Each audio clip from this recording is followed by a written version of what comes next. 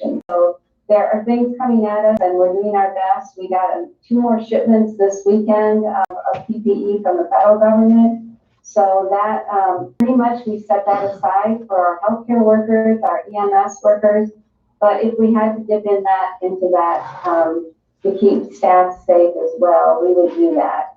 And most of our staff are working remotely, so they are safe. And we're doing a lot of telehealth and phone conversations for our behavioral health appointments as well as our primary care appointments. So we feel like we are safe for the time being, and as things begin to open up, we will need to be constantly scratching around for PPE, I have no doubt. So to clarify, when you say masks, are those N95 masks, or are those other masks that may only provide a barrier as far as the individual contaminating others versus other contaminating the individual?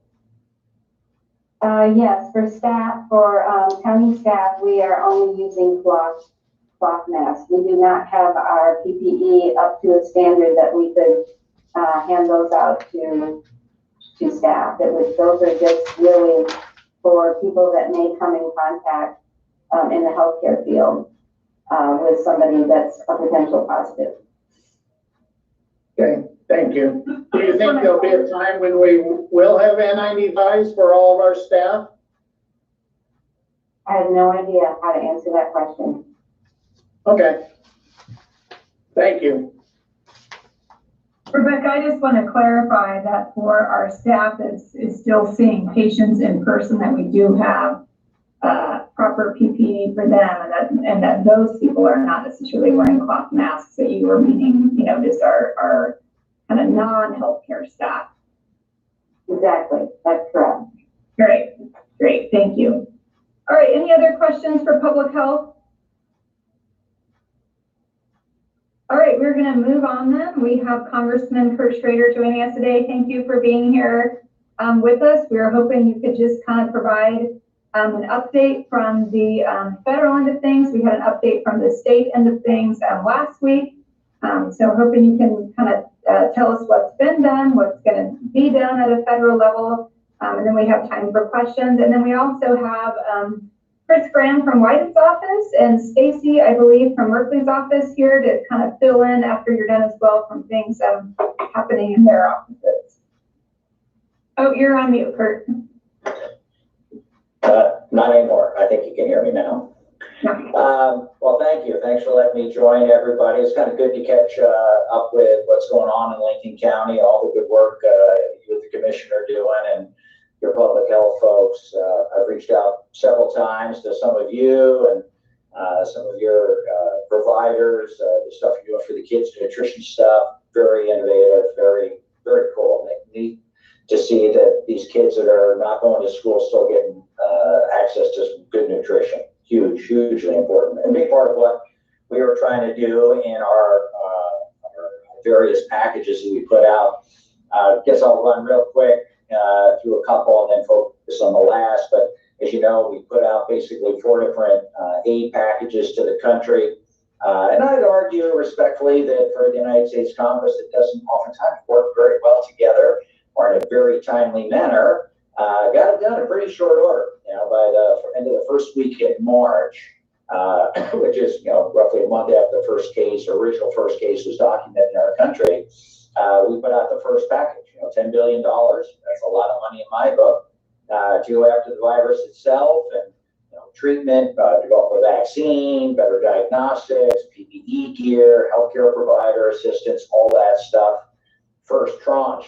And in just 10 days after that, we put out the rough framework for helping our small business community, our kids. That's where the school nutrition, substitute formula came in.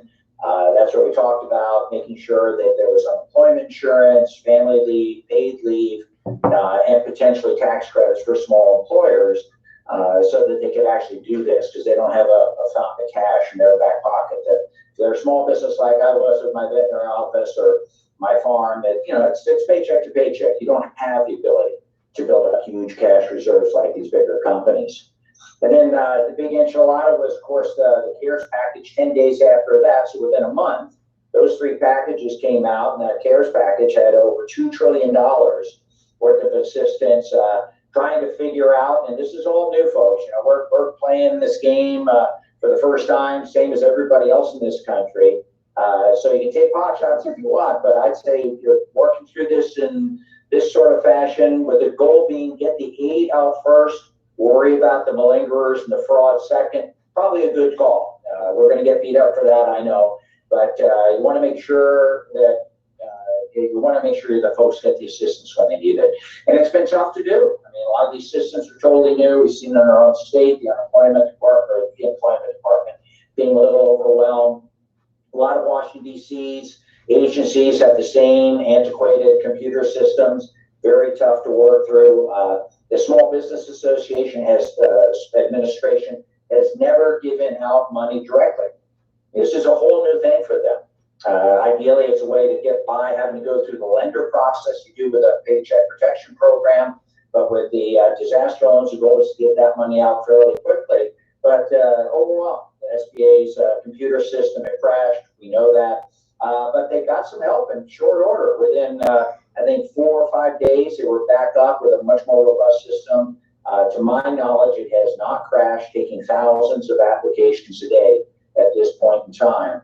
But the CARES package, went from checks to households. Hopefully, people should have gotten some of that already. If you're a direct deposit, non-direct deposit, you should be getting it just this past week and this coming week. I would like to know if that is not happening in a timely manner. We'd like to troubleshoot this system as it goes into operation. The unemployment piece, that's unfortunately becoming a problem at the state level right now through no fault of their own, in my opinion. And the big focus has been on the small business pieces, the Paycheck Protection Program and the EIDL loans, who were overwhelmingly popular. As you guys know, we ran out of money probably a week and a half ago. Both were heavily subscribed. Difficult to get the money out the door, but reports I've gotten, a number of folks in our state have gotten some of those loans. It has been frustrating, as I alluded to, and I'll put a pitch in again. If you applied for the economic injury disaster loan piece, that was the $10,000 or $1,000 per employee, up to $2 million if you wanted to go for a broader application. But that program, that's the system that crashed. So if you applied before April 3rd or 4th, you should have applied again. You should apply again. We just last week met in D.C. and added more money to the Paycheck Protection Program and the Economic Injury Disaster Loan Program, gave more money to healthcare providers, and set aside $25 billion for enhanced testing. So as you're seeing here in Lincoln County, hopefully there'll be better and more widespread testing out there for folks over the ensuing next month or two. The biggest portion of that, this last tranche of money, basically doubled the amount of money that was in the Paycheck Protection Program. It was originally $350 billion. We added $310 billion to that. And contrary to what the media will tell you, we are listening to feedback from folks around the country. And there was a hue and outcry about publicly traded companies, bigger businesses, qualifying under the original guidelines for some of these loans, squeezing out, the mom and pops, the beach shop, the rock shop, the art studio. And as a result of that, we actually carved out $60 billion, going for the idea being that would be only accessible by small community banks, credit unions, community financial institutions that are really connected to the really small business in our community. And that hopefully will make sure there'll be a new tranche of money for those that really, really need it. The bigger boys and girls, they've got accountants, they've got lawyers, they oftentimes have some reserves. But as I said, most of us small businesses, under 10 or 15 employees, man, you don't have that. So you need that assistance right away. So that's the goal. The other piece that we found out with the first tranche of Paycheck Protection and EIDL loans was that agriculture was excluded by the Small Business Administration. We got that fixed so that small family farms in our state should be eligible now for both the PPP loans and the disaster loans at the same time. So trying to fix some of this as we go forward. There are other fixes I think that need to happen. As you know, in that $10,000 short application where you could get that forgiven, it became a $1,000 per employee as opposed to the full 10. We're still working on the Small Business Administration, trying to figure that out. Hopefully with that, this new tranche of money, there's a better chance we can expand it to the full 10,000 for every small business that's out there. But the jury's out looking forward as to whether or not even the doubling of the PPP loans and we put 5 or 6 times the amount of money that was originally in the disaster loans in this second tranche. Even with all that in there, is that going to be enough? We all know that there's a huge backlog. Good news, I think, is that the lenders are prepared to launch here today as this money becomes available. If you're in the queue and you've got notice of being in the queue, you should be okay. Again, reach out to our office if within the week or so you're not feeling like you're getting any information or know where you are. And we'll try and do a little troubleshooting on your behalf. What's going to happen next? Anybody's guess. I would say I'm getting a little concerned.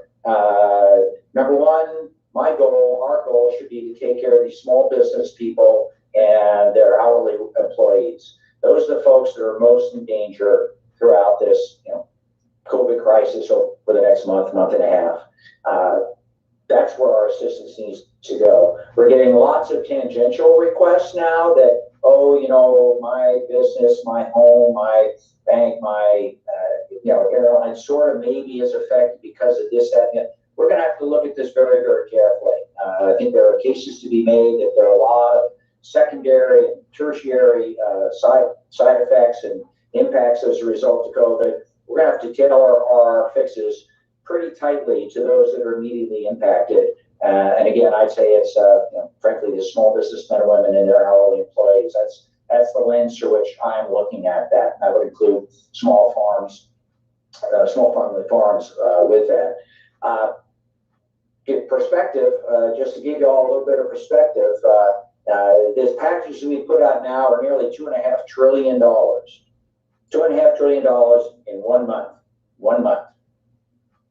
Our whole budget for a year, the whole discretionary budget, all the defense stuff, all the non-defense stuff that your Congress has control over, that's not mandatory spending, is usually $1.5 trillion. So 1 month we spent more than we usually spend in 1 year. And we're not paying for any of it. There's no revenue source for all what we've done. I think you make a great case, and the case is often made in the United States Congress, and when there's a disaster, hurricane, major flood, now finally wildfire stuff, thanks to Senator Wyden, myself, and the rest of the delegation, you don't necessarily have to have the money right then. The goal is to pay that back later on. So we've got to look real strong and hard at what's coming up. I'm worried about my local governments, the counties, worried about my state government. We're very income tax dependent here in the state of Oregon. We're taking a huge monster hit to our budget. It'll be in the billions of dollars this biennium and billions more in the next biennium, from what I understand. And I don't know about the rest of you, but there's no amount of largesse from the federal government that's going to make our state 100% whole. I fought back in 2009 when I first got to Congress that, we had the Great Recession to help our states, schools out back then. We were successful in getting some assistance, but it was not a tremendous amount, but enough to hopefully get us by. I'm working hard with the rest of the delegation to do the same thing here. As you know, in the original CARES package, somebody should be coming through. And I think that's going to be in the next tranche. If we do another package, I think the state and local governments have a really good opportunity to get some more assistance. But from this congressman's standpoint, the most important thing we can do is to begin to think and talk and actually open up the state of Oregon. We got to do it smartly. We got to do it carefully, but we cannot do it based on just more contact testing. We're never going to have enough testing based on the formulas that I've seen coming out of some of the think tanks from back east. That's all great in the perfect world, but right now, Oregon is dying. and we need to get Oregon back on its feet again.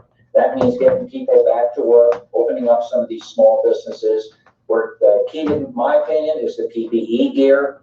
That is starting to become available. I've talked to my veterinary community. They're actually now able to get some because they gave most of theirs away to our medical colleagues, obviously at the height of the crisis. But we've been on a downward trend for the last month. Oregon peaked back at the end of March, very beginning of April.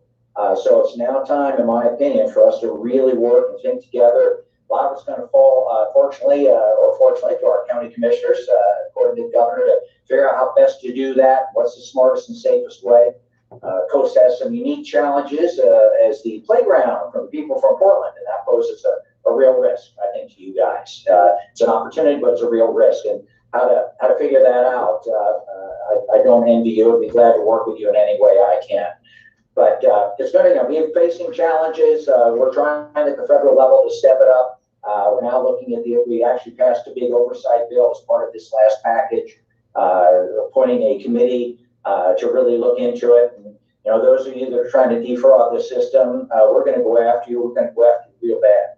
And if it was up to me, I'd put you behind bars, throw away the key man. Because there are a lot of small business men and women that are really, really struggling and deserve that help. They're the foundation of our communities and need that much more than some of these other people. But so with that, I'll stop and glad to take questions. Thank you for all you're doing on the ground. You're making a huge difference, you guys. Thank you again for joining us. Commissioner Hall, questions from you? None at this time. I appreciate the update. Commissioner Hunt, questions from you? I have a comment and I have a question. Thank you, Congressman Schrader, for joining us. I appreciate your comments.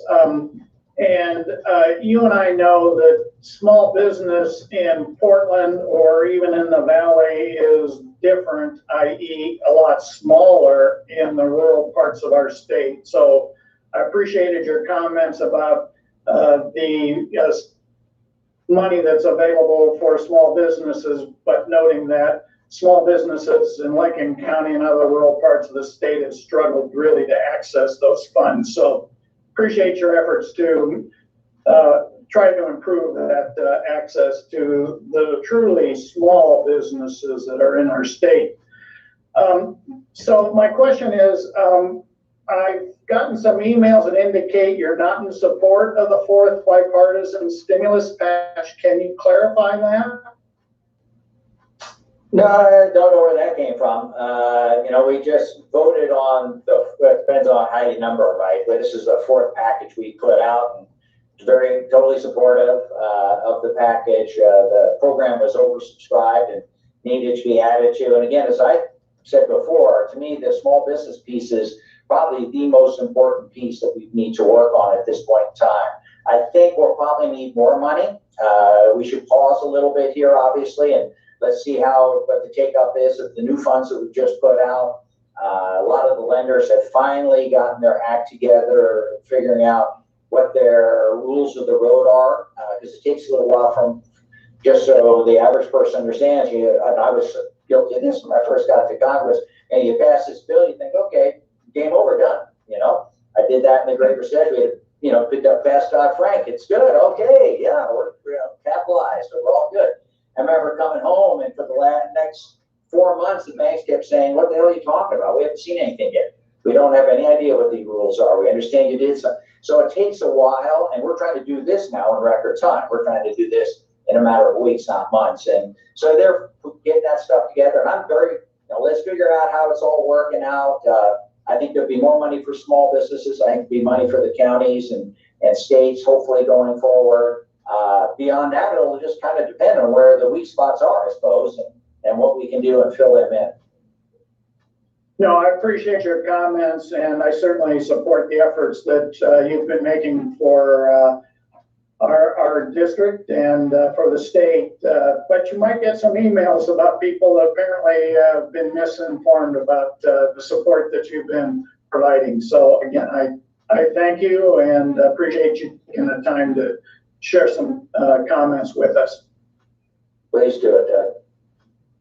Yeah, I too have been receiving those emails, so thank you for clarifying that. I guess one thing I would add is about, well, I don't know, the weeks all blend together, but sometime not too far ago, you held your annual commercial fishing forum via online. Several issues came up specific to COVID and the fishing industry. I just want to let you know that as of the end of this month, many of our very small hook and line rockfish fishermen, including our former Commissioner Thompson, have been told that starting on May 1st, they have to have observers on their vessel. These are super small, very small vessels, usually ones that are taken in and out on the same day, which just seems like that's not the time for that right now. The state is still probably not going to be reopened on May 1, and to stick two people together for multiple hours on one small vessel, especially where you might have people getting seasick or whatever, doesn't seem like that's very smart right now. So I think we need some continued pushing on NOAA that those should continue to be waived. My understanding is some of that has been waived on larger vessels, but not so much in our small hook and line guys, which there's quite a bit of risk for transmission there. So I think we kind of need your office to follow up with that. Okay, good issue. Is not an appropriate date for that. No, I agree, Katie. I agree. Yeah, we were able to get them to hold off for the 2 weeks, but we really need to hold off for the season, and we'll continue to push for that. The other fisheries don't have to play by the rules we do in our catch share fishery here in the West, and it seems very, very, very unfair to me, and we'll continue to have that discussion with NOAA. Yeah, I appreciate that. And, you know, it's not just about the fairness to the fishermen, but also to the employee, you know, the contractor that is also putting themselves at risk to do that. So that as well. All right. Is there anything that I guess I should say, is there any other questions from staff that are on the phone, from public health or our county council that you have for our congressman?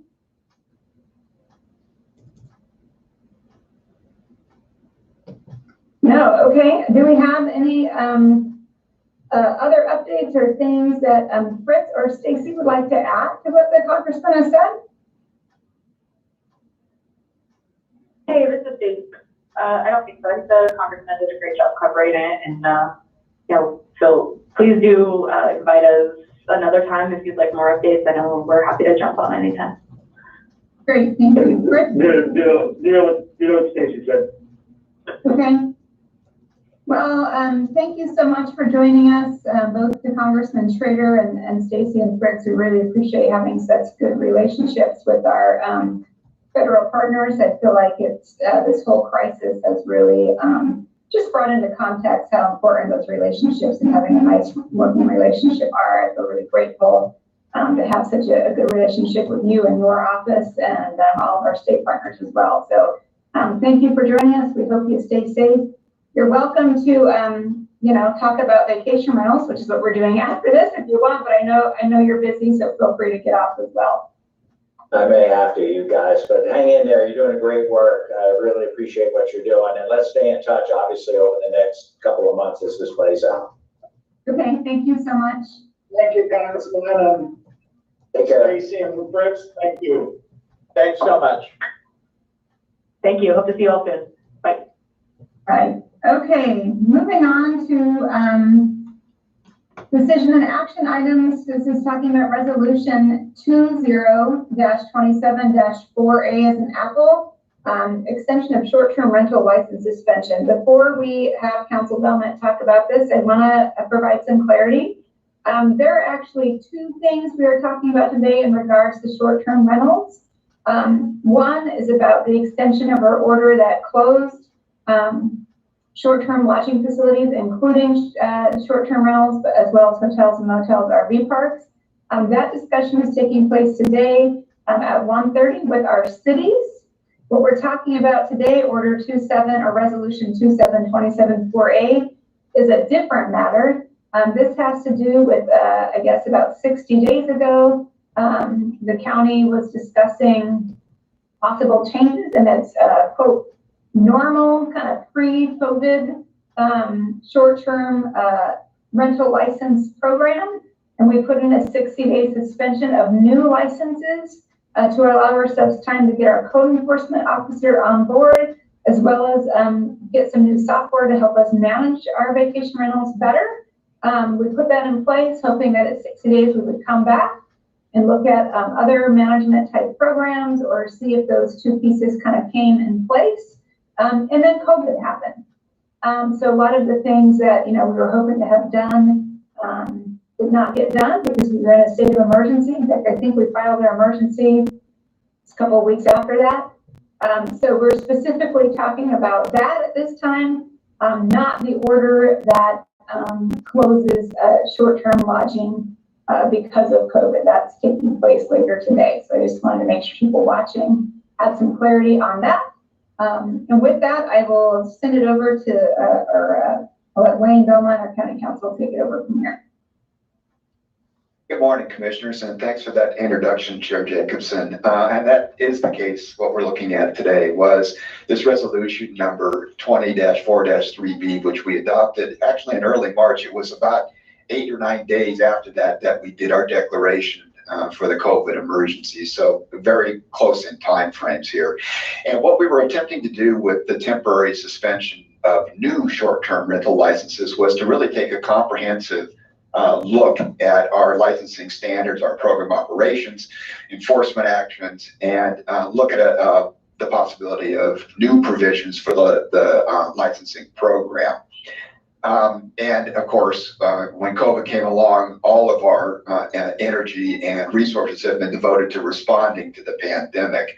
And we anticipate actually that's going to continue for the foreseeable future as we look at recovery and reopening for at least a period of time coming forth.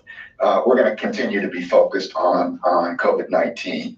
So we haven't really been able to look at the long-term options or do the review that we needed to do in order to come back and report to you. So what we're doing today is requesting that you actually, and there is a provision in Resolution 20-4-3B that you could consider extension of the timeframes there, and we're asking you to consider that right now. It was set to expire on May 7th, which is coming up.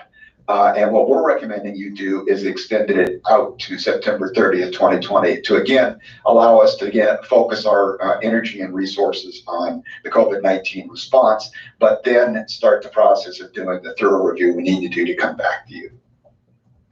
So are there any questions? Yes, Madam Chair, may I? Yes, go ahead. Okay, so again, this is a proposal to extend, essentially the moratorium we put on new licenses. And again, for people who may be watching who weren't following this earlier, that there is flexibility, for example, to allow people who had licenses in the pipeline at the time we adopted it, that those would be finished, that if somebody's existing license comes up for renewal during the moratorium, they're able to renew it. So basically, none of that is changing, correct? If we adopt this proposal. That is correct, and I probably should note a couple things related to that. There were some list of exceptions in Resolution 20-4-3B, and those would continue. So actually, all the terms and conditions of the original resolution would continue except for the termination date, which would move to September 30th. I do want to note one other thing, as we've had some requests, and this is related actually more to the COVID-19 issue. But because we do have a current prohibition on short-term rentals, there's been some requests around the licensing program that we potentially consider issuing refunds for the licenses. The discussions we've been having internally would actually, we would not be recommending that you issue refunds, but rather we are looking at a program that would extend the time of the license to reflect the fact that there was a closure for a period of time. And so we'll be working with the Sheriff's Office as the licensing authority on a specific recommendation around that. Okay, a couple of more questions if I could. Of course. A couple of the reasons I think was our justification in adopting this originally was to bring on board our second code enforcement officer, and also to get online a software tracking program that would be an enforcement tool and also hopefully be helpful in ferreting out rentals operating without licensure. And do we have a status update on either of those? I mean, obviously, I'm sure we're not ready because COVID kind of exploded all our plans to deal with that, but has there been any progress on either of those since the initial vote? Lisa Combs from the Sheriff's Office is on board, and she can answer more specifically, but I can tell you generally that we're actually moving forward on both the purchase and installation of software. We haven't actually made the purchase yet, but we hope to do that very shortly and within this fiscal year. Fiscal year ends June 30th. And my understanding is that we're looking at sometime around July 1st or thereafter, shortly thereafter, to bring on board the new code enforcement officer. Lisa, do you have anything to add to that? I think you covered it. We will have to put together a kickoff meeting that includes several of the county departments that are impacted by this. And I really want to do this right the first time with the software. So commissioners, I'll probably be reaching out to you regarding data that you're really wanting to capture so that our reports are gathering what we need and we're not doing something where we need to go back later and make adjustments. It's like, let's get everything we want to do right the first time. Mm-hmm. Okay, other questions? Commissioner Hunt, questions? No questions this time. Okay. Commissioner Hall, I think. Update for a second. Sure. Oh, of course. Thank you, Sheriff Landers. Yeah, Curtis Landers, Lincoln County Sheriff. I just want to update with Commissioner Hall's question regarding the person. We've had somebody identified now for over a month. A couple of reasons for the delay is, number one, with the budget constraints, we were advised to hold off on hiring that. And then just the other, with not having any short-term licensing going on with the hotels and lodging being closed, it makes sense to wait till July 1. It's my understanding that individual's been calling and requesting a date to start. And we sent over July 1 this morning. So that's the anticipated date that person will be starting and coming on board for us. Thank you for that update. Okay, any other questions or discussion points regarding Resolution 2027-4A? I'll move for approval of Resolution 2027-4A and the extension of short-term rental licensing suspension. I will second that motion. All in favor, say aye. Aye. Aye. I can talk. Aye. All right, motion carries. Thank you. Any reports from commissioners? Commissioner Hall, any report or updates from you? Nothing at this time, thanks. Okay, Commissioner Hunt? No, nothing either. Okay. I would just add that we have begun to get some of the guidance coming out of the governor's office for reopening, and we'll begin to have additional conversations with many of our community partners on that. So we are hoping in the next week or so to basically having additional joint meetings or other meetings to basically be putting together the framework. We're also waiting for some of the stuff that the governor's office is providing to be clarified in certain ways. It's all draft at this point, so there will be kind of more updates on reopening coming in the next week or so. I know everyone's been reaching out to us and wanting to know that, and we'll be working on putting that plan together.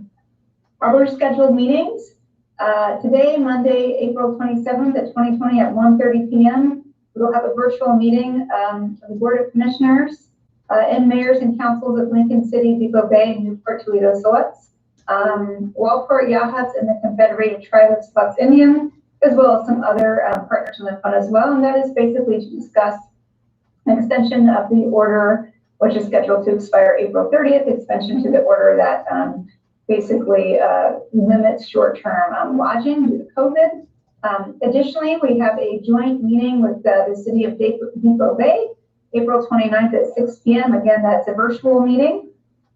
That's basically an annual meeting we do with different cities. It's Depot Bay's turn, so that's been moved virtual. And then Monday, May 4th, 2020 at 10 a.m. is our Board of Commissioners meeting. Hope everyone stays safe out there. Meeting adjourned. Thank you. Thank you. Thank you. See everybody in one place.